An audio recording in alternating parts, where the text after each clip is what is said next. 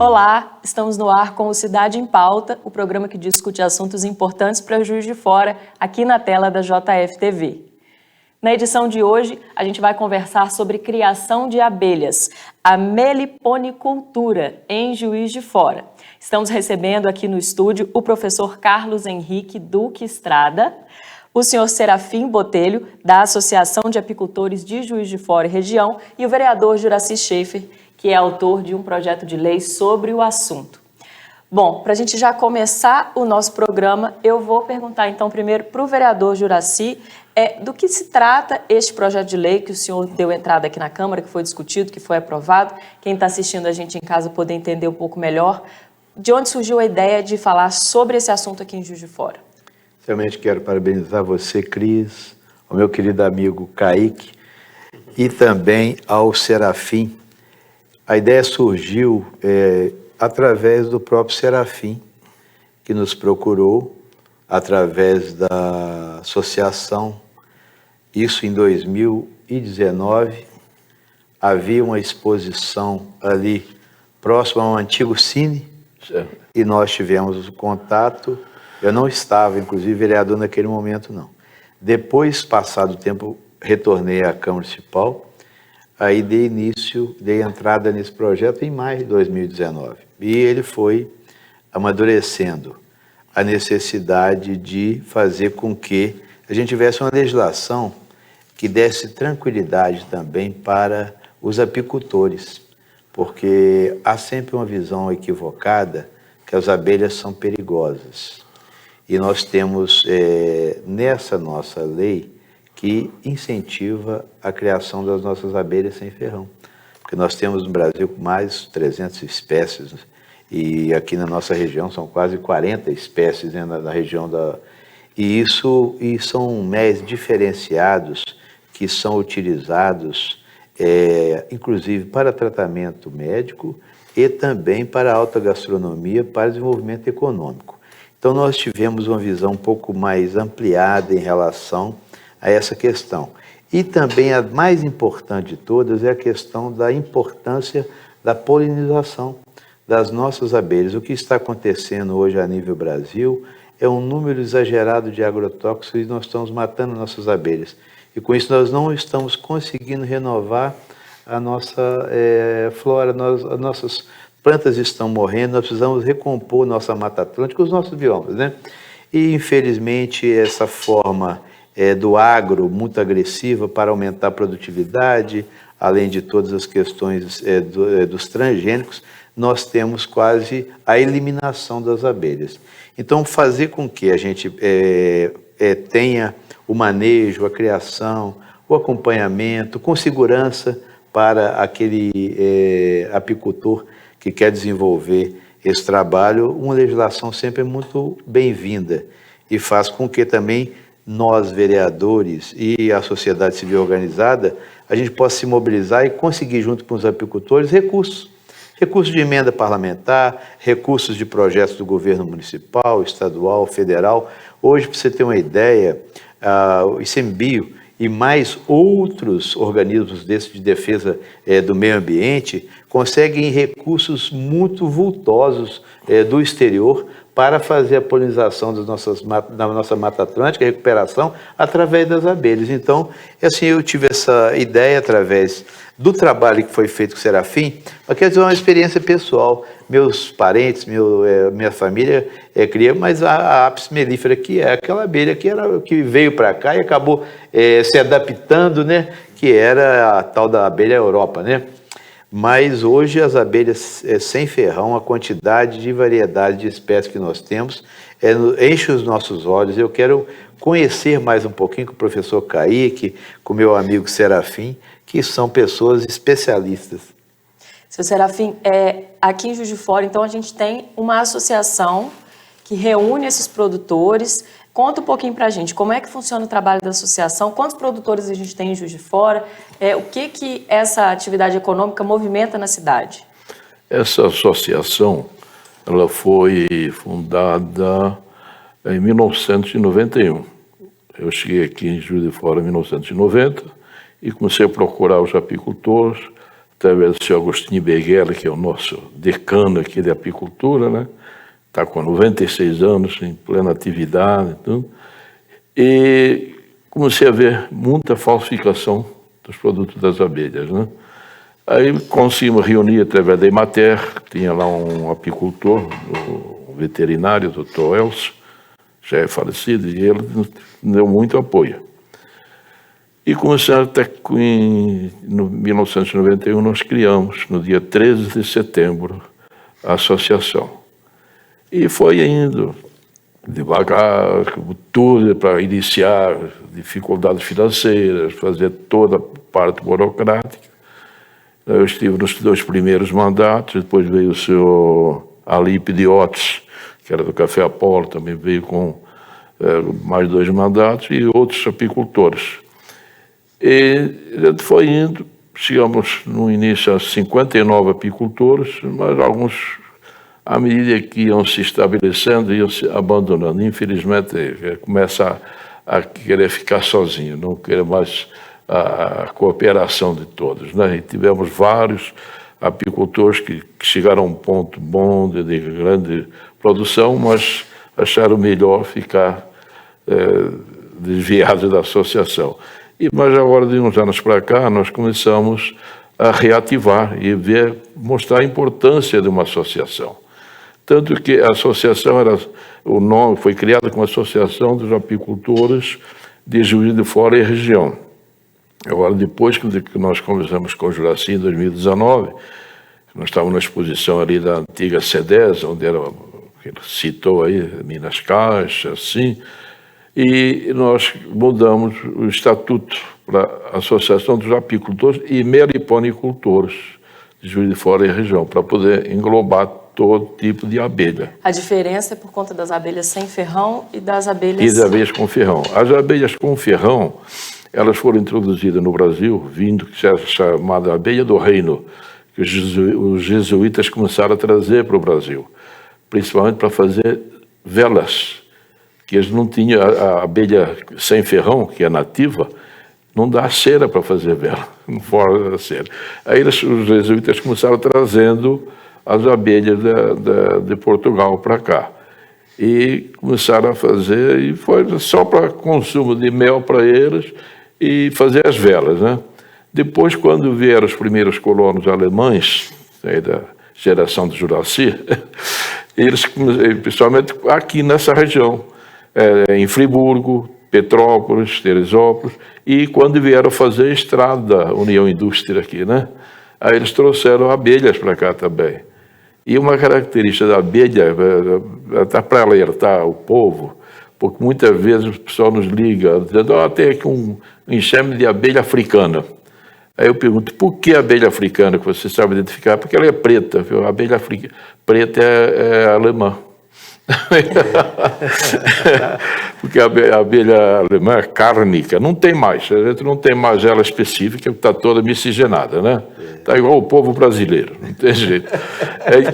A abelha africana, ela é até depois da italiana, porque os europeus foram primeiro os alemães e depois os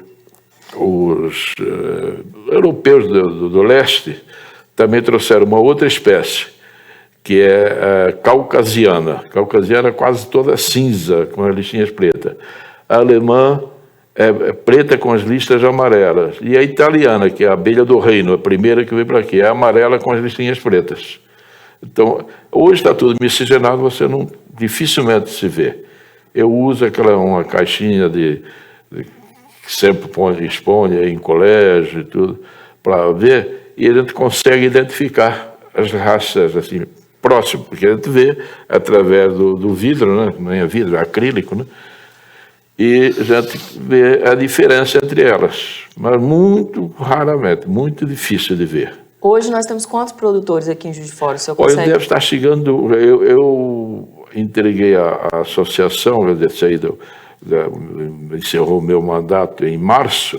Agora um rapaz novo, o Alex, que tinha me chamado em 2016, eu tinha dado cursos aqui num projeto que nós tivemos da Petrobras, em 4 regiões do município.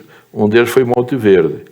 E esse rapaz, o Alex Ferreira, tem um restaurante lá em Monte Verde, o Rancho Alegre. Então ele me chamou, nós estávamos lá comemorando meus 70 anos, e ele falou, o senhor que deu os cursos aqui em Monte Verde? Eu falei, o senhor quer dar um curso aqui? Aí eu comecei a dar cursos lá, e com isso o Senar praticamente montou sua base de cursos de apicultura lá. Nós criamos uma escola de apicultura lá, no Rancho Alegre. E nesse ínterim, nós fomos descobrindo muita abelha sem ferrão.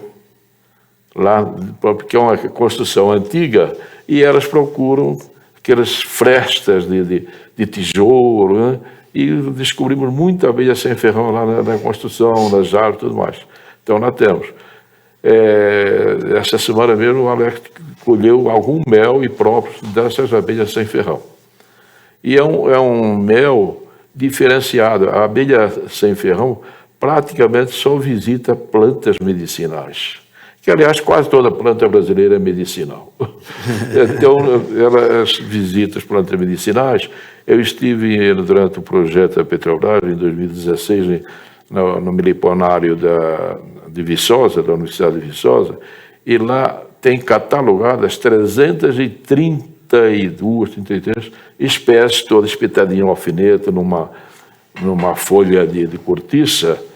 Tem a última que a gente vê é pouco maior que a cabeça do alfinete, para você ter uma noção. Então, muitas vezes, a gente está em determinado lugar, principalmente em dia de calor, está suado, e vem um mosquitinho e pousa em nós. Normalmente é uma abelha. E ela vem pousando nos braços para retirar o sal do suor. Olha só. Então, quando a gente vai dar um tapa, mata uma abelha. Já deve ter acontecido com muita gente, inclusive comigo. E aí, porque a gente vai ver que é uma abelhinha que está procurando sal. Então, essas abelhas, lá em Viçosa, apesar de ter 300 e poucas catalogadas, eles tinham apenas 33 lá no Meliponário. Tem apenas 33. Ora, no Brasil já existiram mais de 1.200 espécies, principalmente no Brasil. Tem quase toda a América do Sul e Central.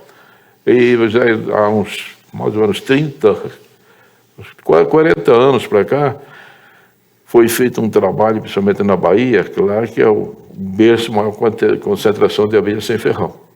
E foi feito um trabalho lá por uma bióloga e uma botânica. E elas começaram a pesquisar o pólen para chegar à planta. E começaram a disseminar as sementes daquelas plantas. Então, hoje tem uma boa concentração de abelhas sem ferrão, principalmente na Bahia. A Blandina, que fez esse trabalho lá, foi excelente, né? E aqui nós tivemos, eu conheci aqui uma senhora, aqui na rua Oscar Vidal, lá no finalzinho da rua, ela tinha 3 caixinhas na varanda do apartamento dela lá. E ali tem a matinha do Colégio Jesuítas, então ali tinha uma fartura de produtos para elas. Que coisa interessante. Se a gente puder fazer o máximo que a gente puder fazer, faz, porque existem muitas espécies que nem são conhecidas. O pessoal nos pergunta, procura saber que espécie é aquela. E além das abelhas sem ferrão, existe com ferrão e sem ferrão solitárias também. Abelhas que vivem sozinhas, principalmente em buracos de madeira podre, assim, acontece isso. Então tem muita espécie que a gente tem que preservar. Vamos trazer o professor Carlos Henrique Kaique para a nossa conversa. Isso que ele comentou aqui agora da criação dessa senhora que ele viu na rua Oscar Vidal, é algo também que está sendo estimulado, né? Sim, sim. As abelhas sem ferrão, na verdade, as abelhas brasileiras, as abelhas nativas, elas ultrapassam a 1.500 espécies. Então, no Brasil, nós somos o país com maior biodiversidade de abelhas do mundo. São mais de 1.500 espécies. No entanto, 300 são sociais, são as abelhas que vivem em colônias, né? A maior parte, como o senhor Serafim falou, são as abelhas solitárias. São abelhas que são especializadas em polinização de orquídeas. É muito comum, às vezes, as pessoas olham e falam: nossa, tem uma mosca, porque parece uma mosca varejeira, porque ela é verde, ela é azul, bem metálica, assim. São muito bonitas essas abelhas solitárias. Algumas parece que é um bicho de pelúcia, que elas são bem, são bem bonitas, coloridas. Algumas pessoas chamam de mamangaba. Essas são abelhas muito grandes, são abelhas solitárias. Essa tem ferrão. Essas têm ferrão. Por isso que a maior parte delas são abelhas brasileiras com ferrão. Mas o que algumas pessoas chamam de todas de abelhas sem ferrão. Na verdade, nós temos as abelhas nativas do Brasil e tem as abelhas com ferrão, que são geralmente solitárias, e as abelhas sem ferrão, que são essas que têm... Hoje nós temos uma conscientização maior sobre essas abelhas, inclusive em ambientes urbanos elas são muito encontradas, né? Nós temos aqui na frente, no Parque Alfred, nós temos nessas árvores, nós temos enxames aqui, né? Esses dias eu estava caminhando aqui na Catedral, tem mandaguari amarela, tem tubuna, tem jataí. Olha a diversidade que nós temos numa região central. Inclusive, algumas pessoas criam essas abelhas até mesmo em apartamento. Não só numa cobertura, como também dentro do próprio quarto. Algumas pessoas têm essas caixas dentro do ambiente mesmo, e com um tubo, um cano, coloca para fora da janela, elas aprendem a entrar por ali, ir para a caixa, que é um ambiente seguro, e sair. Então, são abelhas que têm um potencial de produção de mel não tão expressivo quanto a Apis mellifera, mas são abelhas que têm um potencial muito grande.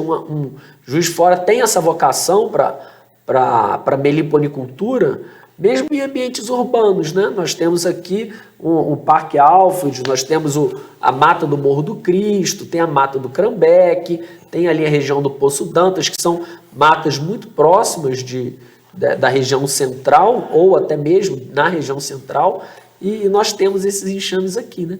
Esses meles, eles têm uma propriedade medicinal muito significativa, são usados inclusive em tratamento médico, principalmente porque a configuração, como a abelha sem ferrão, ela armazena o mel, na cera ela coloca ali também muita própolis. Então as propriedades da própolis, elas acabam passando também para o mel, e o mel fica com essa característica medicinal. As abelhas sem ferrão, elas coevoluíram com as espécies de plantas nativas que nós temos aqui. Então elas são extremamente especialistas na nossa flora. Então não são todas as abelhas que vão em todas as plantas que têm flor. É muito comum, quem tem manjericão em casa, olha lá, se observar, tem lá algumas abelhas que tem jataí, observa mirim, é muito comum de frequentar a flor do manjericão, mas dificilmente você vai ver, por exemplo, uma mandaçaia ou uma uruçu frequentando ali, visitando aquela flor do manjericão, né? Geralmente são abelhas menores. E aí, em contrapartida, tem flores como o cosmo, por exemplo, que a mandaçaia gosta muito dessa flor. Ela costuma frequentar. Então, essas abelhas, elas têm uma especificidade muito grande. Por isso da importância de nós preservarmos a mata, né? A Mata Atlântica. Uma coisa acaba levando a outra também. Um meliponicultor e um apicultor, ele não cuida só de abelha. Ele é um ambientalista, ele é uma pessoa que está focada em todo o ambiente, porque as abelhas, elas precisam do pasto, né? O que nós chamamos de pasto apícola, ou pasto meliponícola. Então, essas abelhas, elas frequentam essas plantas. Então, nas vezes que eu encontrei com o seu Serafim, dificilmente eu saí sem semente de planta no bolso, porque ele sempre põe na minha mão, aqui, ó, isso aqui é uma murta, né, seu Serafim? Toma aqui uma muda. Por quê? Porque quem tem ligação com a abelha não pode focar só nas abelhas. A pessoa tá na abelha, mas ela sabe dos recursos que a abelha precisa. Senão não faz sentido ter abelha se ela não tem pasto, né, seu Serafim? Exatamente. Vamos fazer um intervalo rapidinho, então daqui a pouco a gente volta para aprofundar no assunto.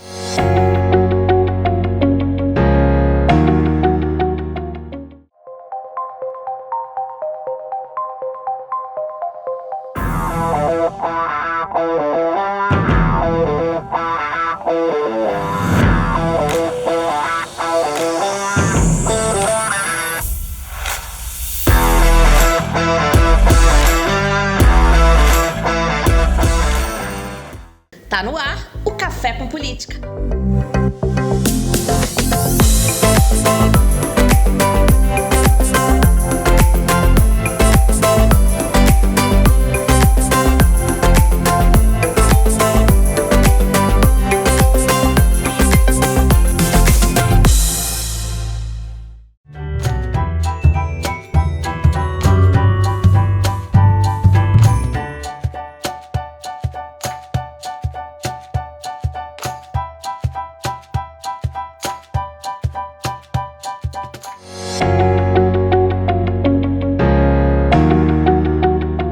Estamos de volta com Cidade em Pauta.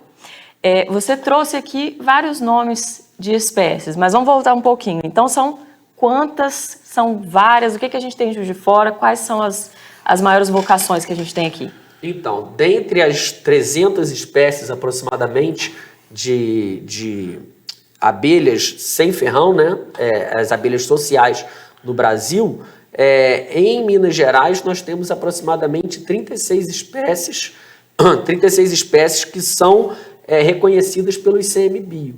Então é um estado muito grande e que tem uma diversidade muito grande de abelhas, né? Aqui na nossa região é muito comum nós encontrarmos jataí. Jataí é uma espécie que tem uma distribuição por quase todo o Brasil. É uma espécie que é possível de ser encontrada em quase todos os estados. Nós temos jataí, nós temos mombucão, guaraipo, as abelhas mirins, que são essas abelhas muito pequenininhas, mandaçaia é uma abelha muito bonita, uruçu, nós temos então mandaguari, são várias espécies que nós temos aqui na nossa região e que as pessoas cultivam essas. Tem também as do gênero Partamona, que são as abelhas chamadas de boca de sapo, que elas são muito defensivas, mas ela faz uma arquitetura muito bonita da entrada do ninho delas, sabe? É uma abelha que chama muita atenção e é muito comum de encontrar, às vezes, na igreja, tem alguma fresta, você vê aquela estrutura, assim. Tem abelhas também que fazem... Essas abelhas, geralmente, elas fazem ninho em ocos, né? Em oco de árvore ou alguma fresta na construção. Mas algumas espécies, como, por exemplo, a arapuá, ela faz o enxame, o ninho dela é externo, ela faz às vezes na mata, quando você está andando, você vê uma bola grande assim. Se não é um cupinzeiro, você está vendo um enxame de arapuá. Aqui no Parque da Lajinha tem um enxame grande de arapuá, no Jardim Botânico tem uma diversidade de abelhas incrível, que inclusive teve uma publicação de um estudante de Direito, que agora faz mestrado na área de Ecologia, que é um grande entendedor das abelhas sem ferrão, é o João. Meu amigo. Ele publicou um artigo sobre as abelhas sem ferrão no Jardim Botânico. É um artigo de uma beleza assim, incrível, você lê o artigo e vê as imagens que tem ali. E é muito comum, você anda no Jardim Botânico, você vai vendo os enxames. Algumas grudam no cabelo, que elas são mais defensivas, né? Algumas são defensivas, mas outras, por exemplo, como a jataí, a iraí, que é uma abelha... Esses nomes você está reparando que eles têm uma terminação assim de iraí, jataí, são nomes indígenas, né? A iraí, por exemplo, quer dizer rios de mel. Mandaçaia, que vem de mandacaia, quer dizer vigia bonito. Olha que nome bonito, vigia bonito. Ela faz uma entrada bonita do enxame ali. e vigia bonito porque sempre tem uma abelha ali vigiando. Você chega na frente do enxame, você vai se deparar com uma abelha olhando para você ali. E é uma abelha linda, ela tem umas listras no abdômen, assim, é uma abelha muito bonita, ela é maior e que produz um mel também de qualidade, assim, um mel delicioso. Você produz também em casa? Eu tenho algumas caixas na minha casa e fica na garagem, na frente da janela do quarto do meu filho, nos fundos da casa, então elas estão ali e fazem parte da família já. É muito comum, meu filho olha para a caixa e já fala, papai, quer mel, quer mel. E aí eu pego a caixa, se está na estação apropriada, né? A gente não faz isso na época que tem escassez de recurso, mas, por exemplo, se é no verão ou primavera ou até no outono, eu ponho a caixa racional, né? Uma caixa de madeira, eu coloco no baixo, a gente abre ali um pote de mel e ele vem com canudo e toma ali o mel dele, a gente saboreia um pouco, in natura, direto na fonte. Ah, que legal. E me conta uma coisa, com relação à produção econômica dessas espécies, como é que funcionaria? Uma pessoa poderia criar essas abelhas em casa e depois, para comercializar isso, como é que é feito? Sim, a meliponicultura, assim como a apicultura, não é apenas o mel, né? O mel é um dos produtos também é comercializado o próprio enxame, que ele pode ser multiplicado, né? As pessoas, quem é meliponicultor já tem alguma bagagem, tem alguma experiência, é possível fazer a multiplicação desses enxames, então o próprio enxame pode ser comercializado, assim como a própolis, que tem características muito importantes, né? Tem anti-inflamatório. Sim, antimicrobiano, antifúngico.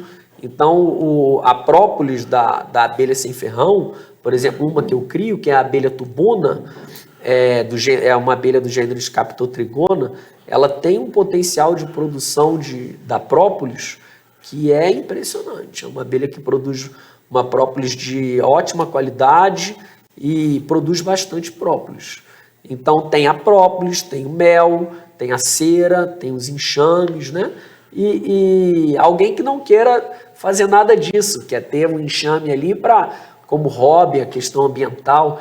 Eu comecei com essa visão, né? Eu quero ter um enxame porque eu quero que as abelhas elas estejam seguras aqui para enxamear para a natureza, é o que muitas vezes acontece.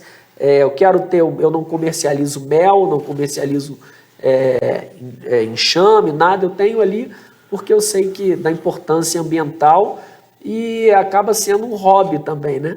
É uma distração, estou ali com minha família, minha esposa, meu filho, é algo realmente que traz uma leveza para o ambiente. Eu estava lendo um pouco sobre o assunto, eu vi que cerca de 1/3 dos alimentos que a gente consome tem peso, né, dessa questão da polinização das abelhas. Sim, entre 70% e 75% do que nós consumimos como alimento, de alguma forma, direta ou indiretamente, teve ali a atuação de alguma abelha. Então, alguns estudos têm mostrado a importância das abelhas, a importância econômica de forma direta e indireta, né? Aí, se as abelhas fossem extintas, nos sobrariam poucos meses de vida aí por conta dessa questão de alimento. É uma fala de Einstein falando isso. De Einstein. Einstein fala que a humanidade duraria mais 4 anos. Assim, não sei, esses dados estatísticos são com Einstein, né? Mas que eu vejo que fala assim, uma coisa importante que eu vi numa reportagem sobre os tipos de alimentos, não só a questão do mel, do próprio o pólen desidratado, como alimento, além de ser muito saboroso, a questão, inclusive, para tratamento de hiperplasia prostática benigna, que é o IPB. Então, tem o tratamento medicamentoso é muito grande. Então, assim, eu vi aquela quantidade de produtos que são produzidos através das abelhas, que isso a gente tem que valorar economicamente como um arranjo que nós temos que fazer na região. Um arranjo de produtivo local. E tem que ter uma PL aqui para podermos fazer com que os nossos apicultores, moliponicultores, possam trabalhar com forma de terem uma estrutura ou recursos para fazer os seus investimentos. Eu sinto que talvez a pessoa tenha todo o entusiasmo, mas não tem condições, né, Serafim? E também a conscientização das pessoas que possuem as suas matas, que nós temos aqui proprietários, e até matas públicas. O projeto no início, ele ia chamar Jardins de Mel, porque é um projeto mais ou menos semelhante. Quando você falou do João, o João, a irmã dele estudou com a minha filha. Fez direito na Federal também, João Loblador, de Congonhas. E ele é muito estudioso, ele foi um dos incentivadores também, que ele já fazia direito, mas ele além da questão das abelhas, ele também é louco com orquídeas. Sim. Então é um pesquisador e tal. E foi também um dos incentivadores dessa lei, que a gente teve esse pensamento de fazer a criação nos parques e jardins da cidade, nas nossas praças, que seria uma forma de você incentivar. Mas nós temos muita questão da pesquisa científica e também da educação ambiental. Acho que levar essas matérias, levar essa discussão para as nossas escolas, para que as nossas crianças, os adolescentes, eles tenham a consciência, não só na questão do conhecimento científico, que necessitam, inclusive, quando vão ter sua aula de botânica, a questão da própria zoologia, a questão da biologia mesmo toda, mas também focar que ali você pode ter empreendedores, né? Ver essa questão da educação ambiental, da preservação da natureza, da recomposição que é necessária da preservação. Eu vejo, por exemplo, a Cidade Alta, que eu falo que tem algumas matas, ainda você tem a Mata Atlântica aqui, mas Juiz de Fora você tem fragmentos de Mata Atlântica, você já não tem mais Mata Atlântica igual existia. Você vê hoje os condomínios verticais tomando conta e estão sendo cortadas muitas árvores, né? Acho que essa conscientização e também o reflorestamento. Mas aí acho que devia pensar também, Kaique e Serafim, de uma orientação de que nós deveríamos plantar, quais são as plantas que atraem as nossas abelhas e que elas possam se alimentar, e além de produção de pegar o néctar e produzir aí o mel e a fazer todos os outros produtos derivados, mas a gente pensar de forma a fazer com que haja polinização, mas que a gente tenha não ter essa mistura que você falou, né? Senão acaba tendo aí elas podem, espécies trazidas de outros lugares, complicar a situação, né? Eu queria que você falasse um pouquinho da vida das abelhas também. Eu penso assim, o que você fala assim, quanto tempo que dura uma abelha e tal? O Serafim, para falar essas curiosidades. Falou agora das plantas. Nós estamos até aqui na Câmara com um projeto, foi o Alex, o atual presidente, que trouxe aqui, com o nosso também outro colega da associação, o Biratã, está com um vereador que eu não sei exatamente quem é, por causa de uma árvore exótica, que lá no restaurante Rancho Alegre, do Alex, tem muita, que foi plantada já pela antiga dona do restaurante, várias antigas, chama espatódia. E essa árvore, nós vimos, lá foi feita uma plantação para dar sombra, porque é um restaurante, vai carro, tudo mais.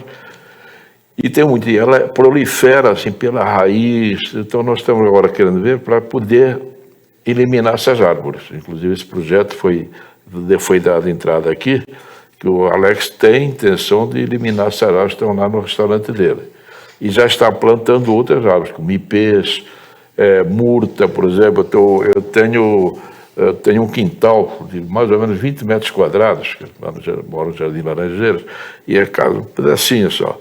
Eu já tive uma caixa de jataí, essa caixa de jataí, eu tive que passá-la para uma caixa de mandaçaia, de tanto que ela cresceu, porque eu tinha um pé de manjericão que eu tive que amarrar no muro, no alto do muro, para poder segurar, tão alto que ficou. E enquanto eu tive as abelhas lá, o manjericão estava lindo, mas aconteceu um problema aí em 2014, 2015, muita dengue, e o fumacê acabou com ela. Infelizmente, comecei a ver que... E antes disso, talvez foi em 2010, nós trouxemos aqui, a associação trouxe um professor de Alfenas, através do Senar. Foi o primeiro curso, o primeiro contato que eu tive com abelhas sem ferrão. Quer dizer, o primeiro estudo, né? Porque eu já tinha algumas lá.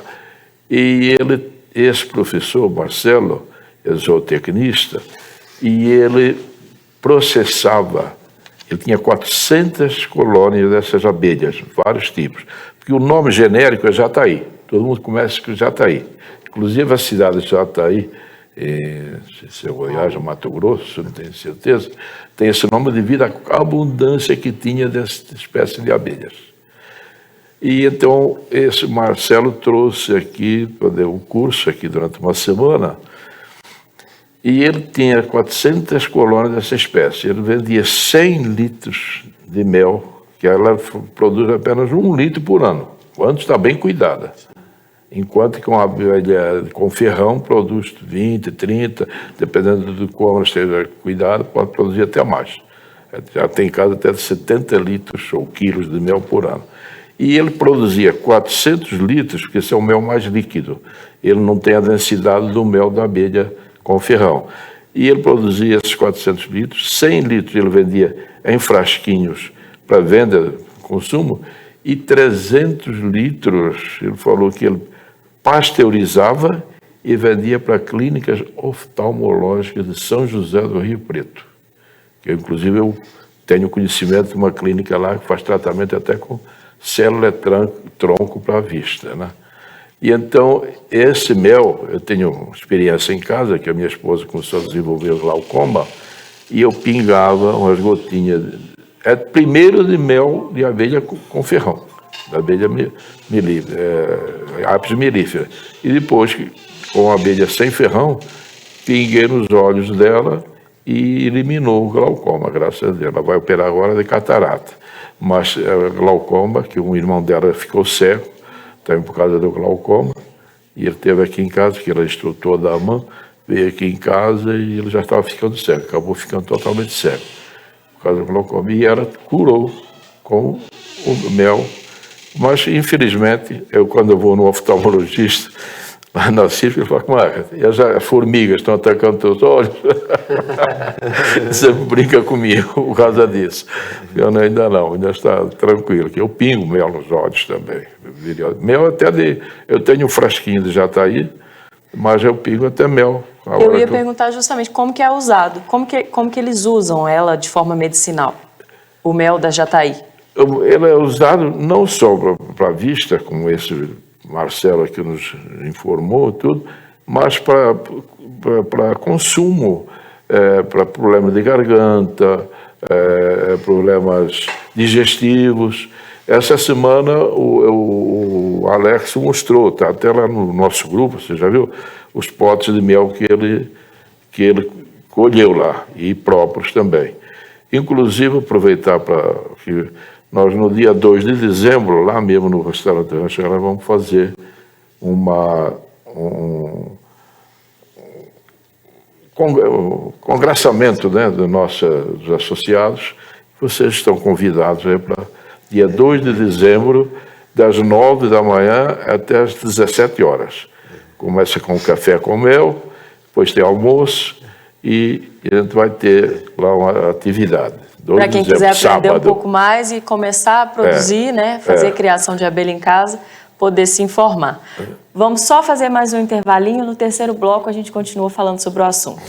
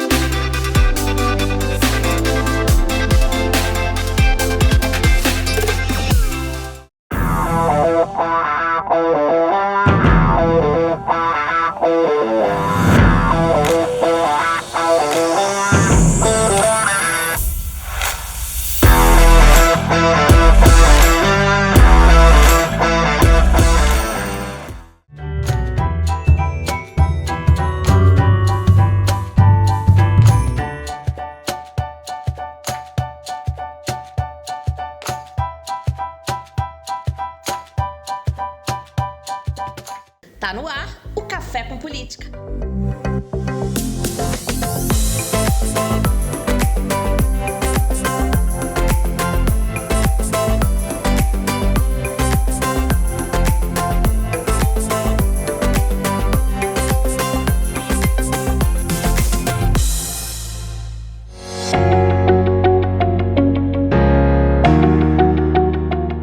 Estamos de volta com o Cidade em Pauta. Eu queria perguntar, que eu acho que quem está assistindo a gente em casa também deve estar curioso, quem quiser começar a criar essas abelhas, a estimular que elas frequentem o próprio jardim de casa, igual eu tenho um pé de manjericão lá que é meu de estimação, se eu quiser fazer com que ele fique bonito, grande, como é que a pessoa pode dar o primeiro passo? O primeiro passo é procurar a associação, que eu indico. Nós, quando criamos a associação, foi com esse objetivo. A gente dá cursos, periodicamente, através do Senar.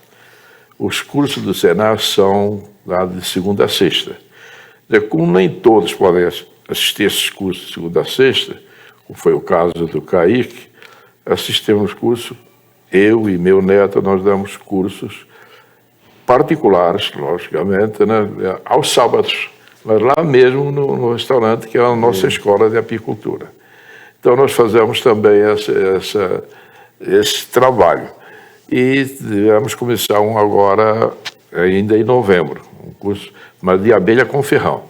O abelha sem ferrão é uma coisa fácil de assimilar, mas temos também os cursos pelo Senar.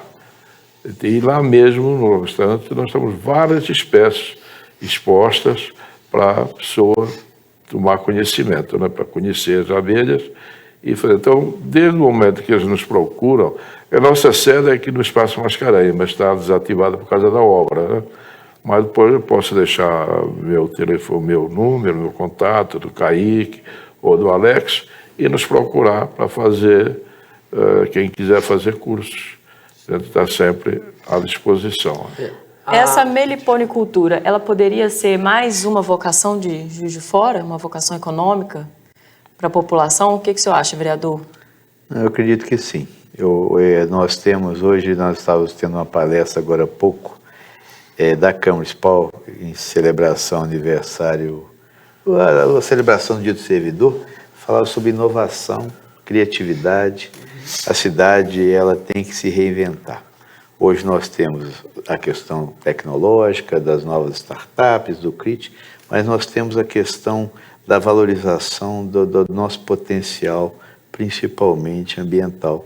Porque a nossa cidade, nós temos aqui a Mata Atlântica, que é uma área enorme, uma reserva, talvez uma das maiores reservas que nós temos ainda, e temos muitos fragmentos de mata, como eu disse lá, você tem no Poço Dantas, você tem muitos na Cidade Alta, Parque da Lajinha, e nós temos que trabalhar essa questão de potencializar esse início. O início é que é difícil, de você começar, incentivar, mas as pessoas só vão ter essa iniciativa se elas conhecerem. Como você vai fazer esse conhecimento? Através da Câmara Municipal, da legislação, mas também da educação ambiental nas escolas. De você colocar, igual o Kaique está fazendo um projeto lá no Tancredo Neves, com emenda parlamentar, inclusive, que eu enviei para lá, para que as crianças tenham contatos, né? Elas têm que conhecer.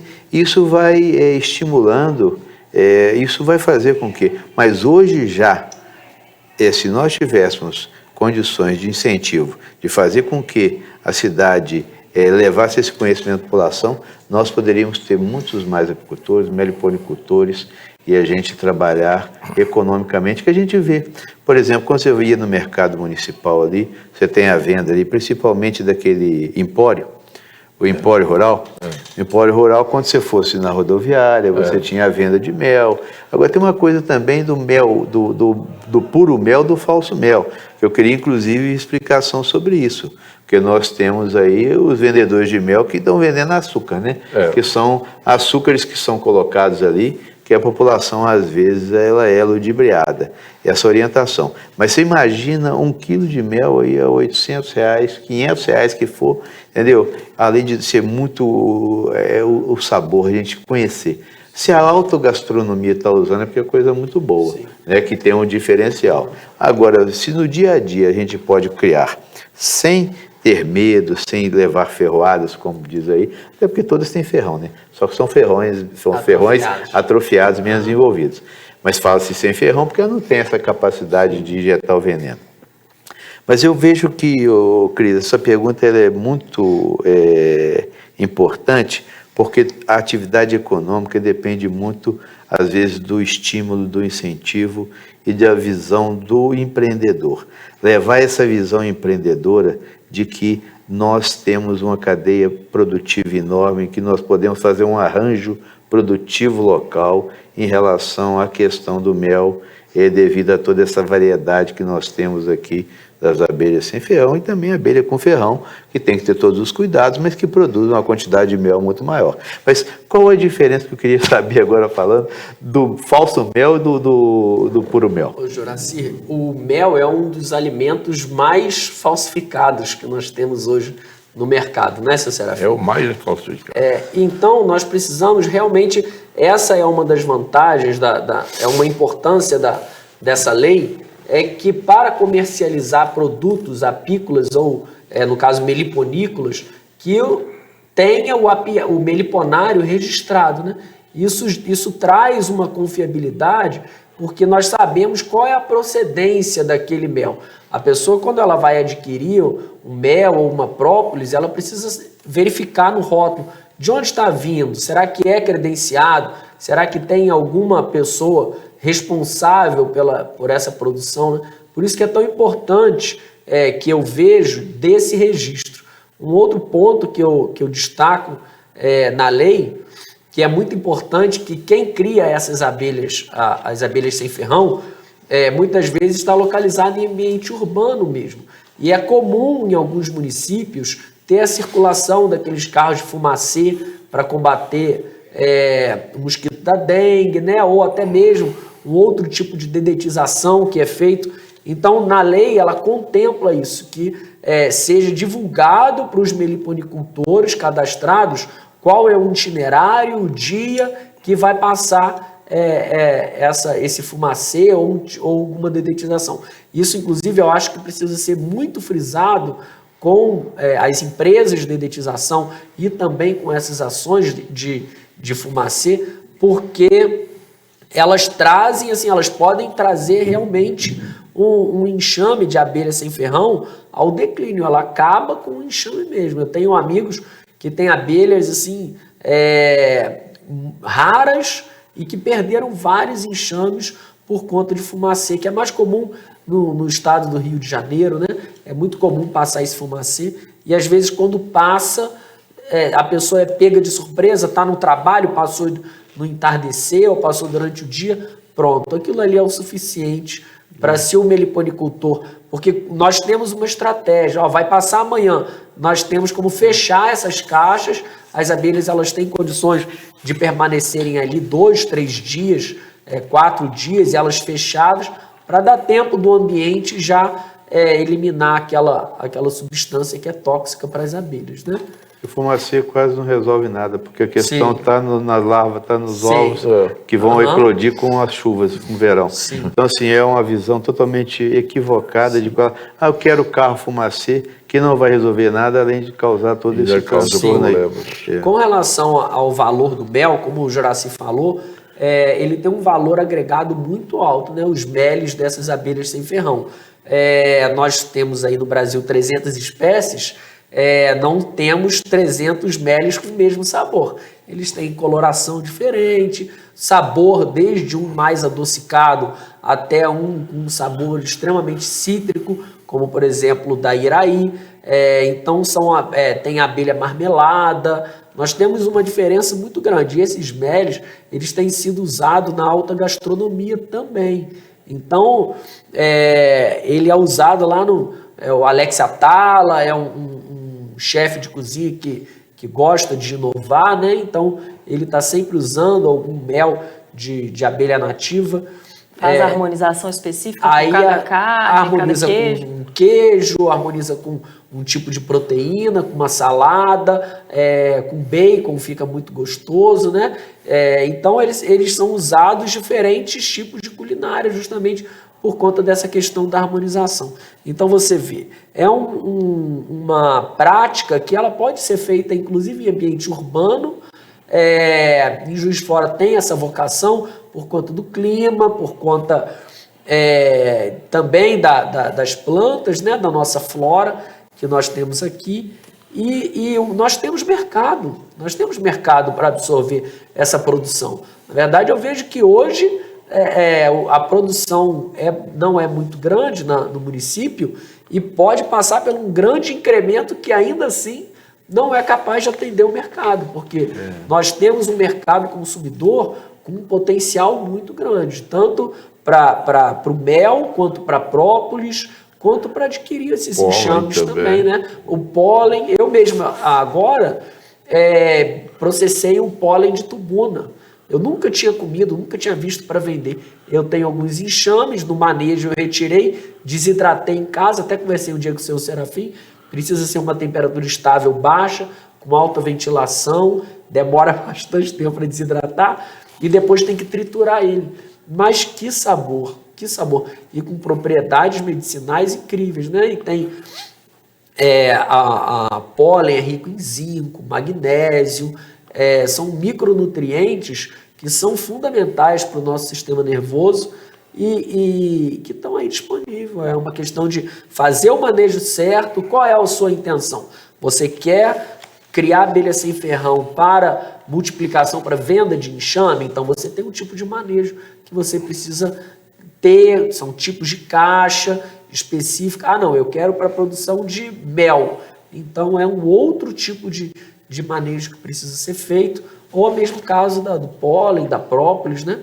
Então cada tipo de finalidade, ela exige um tipo específico de manejo. E para tudo isso tem informação, né? Tem cursos, tem... Eu fiz um curso, eu fiz o curso de apicultura com o seu Serafim, um curso incrível, o senhor Serafim e o neto dele, o Luca.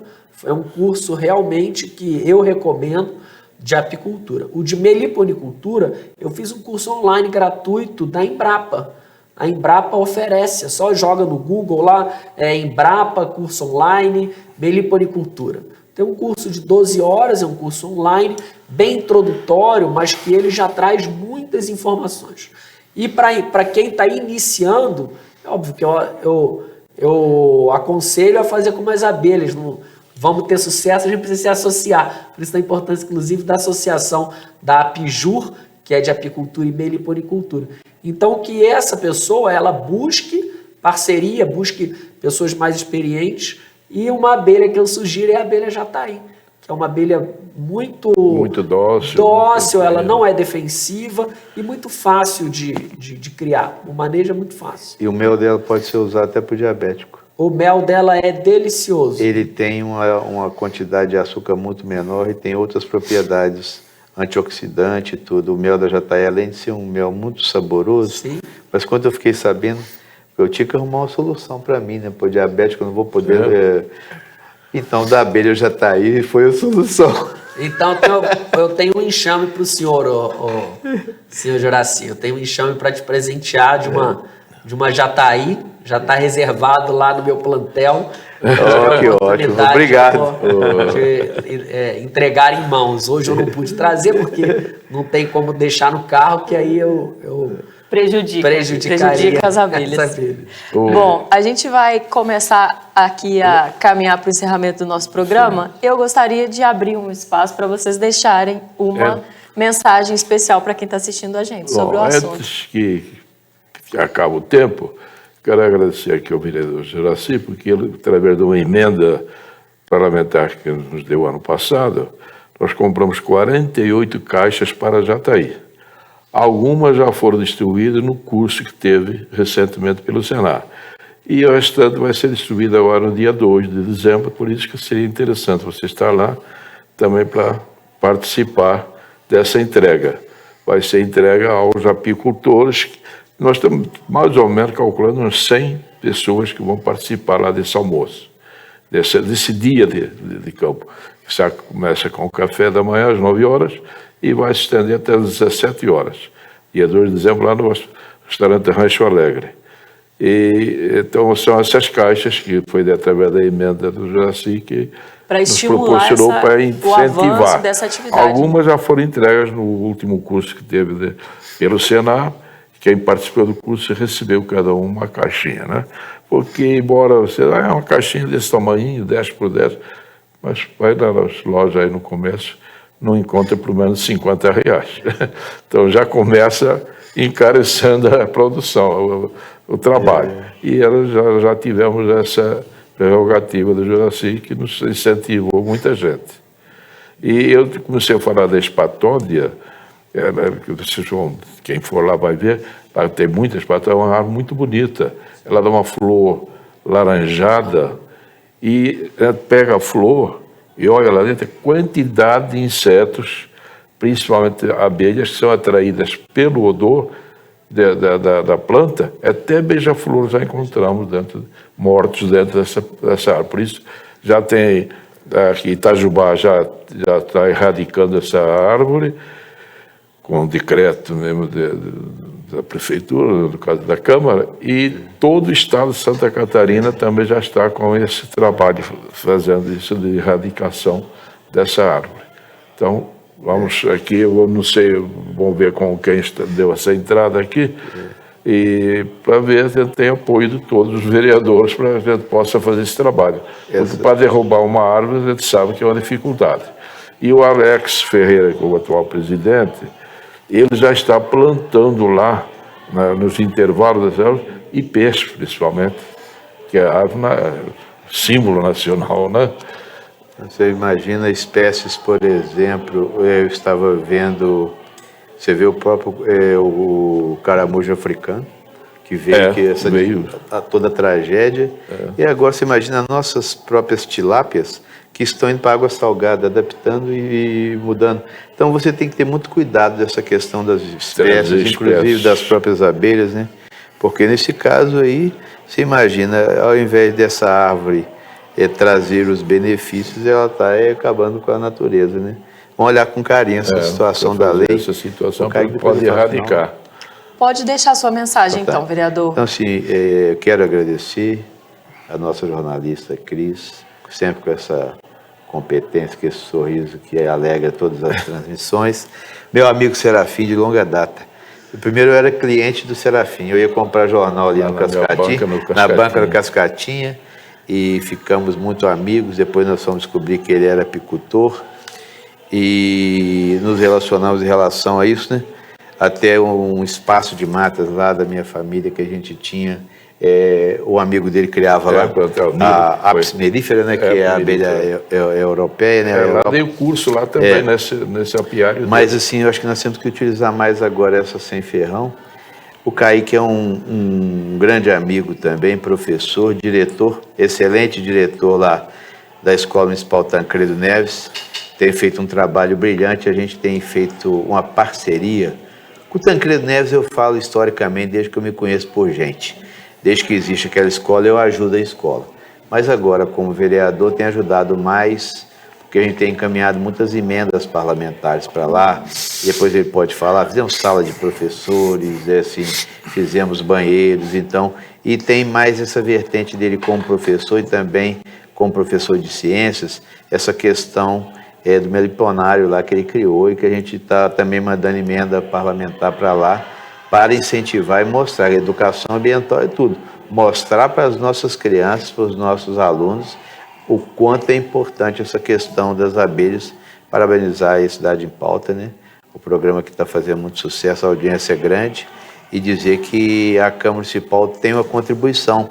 A Lei 14.708/2023, ela foi sancionada no dia 27 de setembro agora, já está em vigor. Temos até que fazer a divulgação, quando você tem que ter o meliponário cadastrado direitinho, para evitar, eu estava vendo a questão do mel falso e o mel verdadeiro. Quando você joga uma colher de mel verdadeiro dentro da água, ele vai parar lá no fundo. E quando você joga uma colher de mel falso, ele se mistura com a água.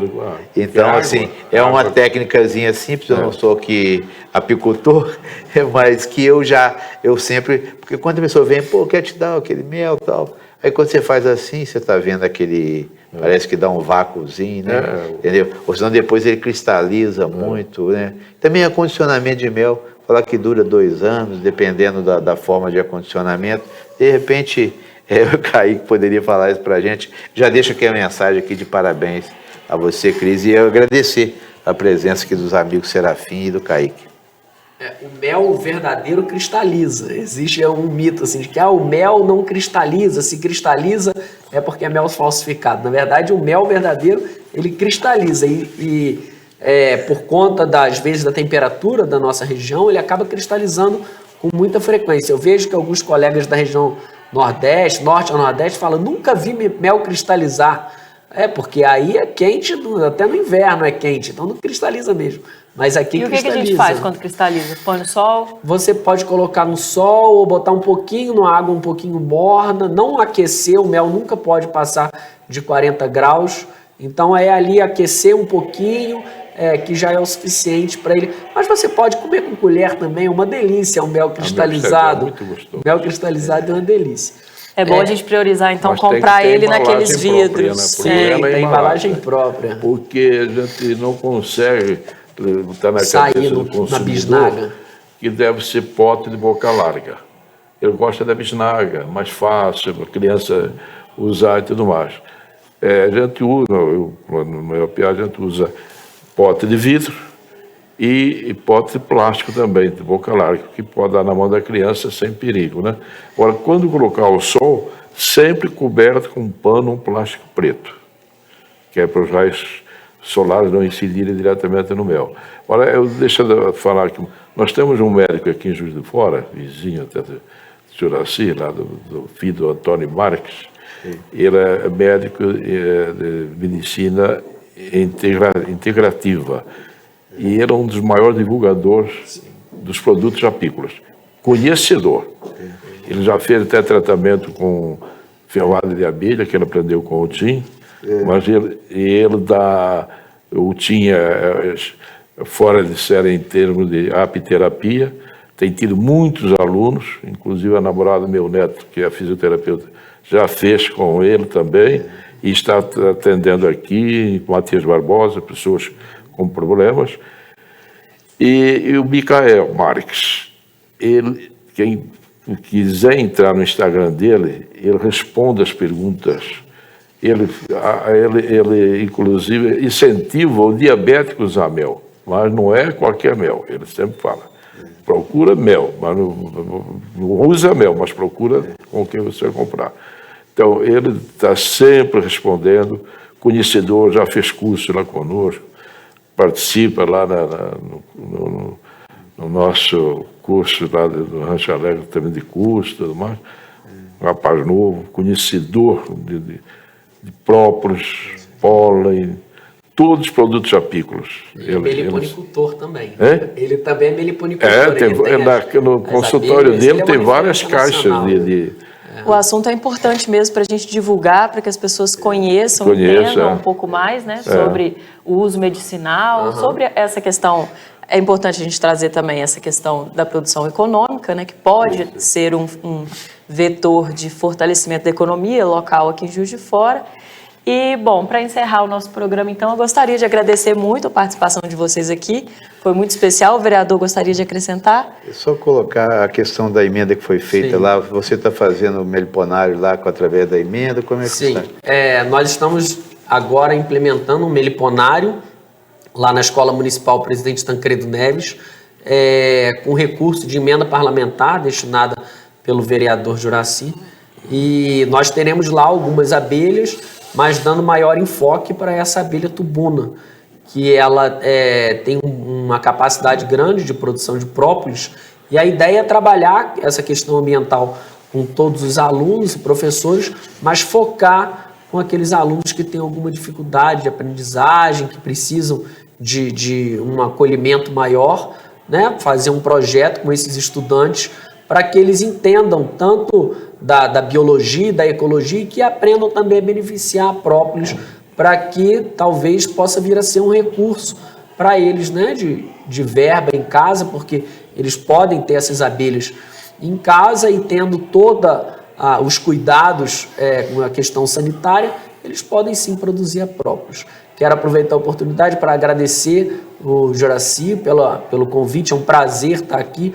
Obrigado também, Serafim, que é um exemplo, foi meu professor e excelente professor. E agradecer também a Cris pela generosidade aí na entrevista. Tá Nada, bom? imagina. Foi ótimo, foi um prazer. Esse foi o Cidade em Pauta, o programa que discute assuntos importantes para Juiz de Fora. Programas inéditos toda segunda-feira às 9 da noite e o reprise vai ao ar quarta e sexta, também às 9 da noite. Eu conto com a sua audiência.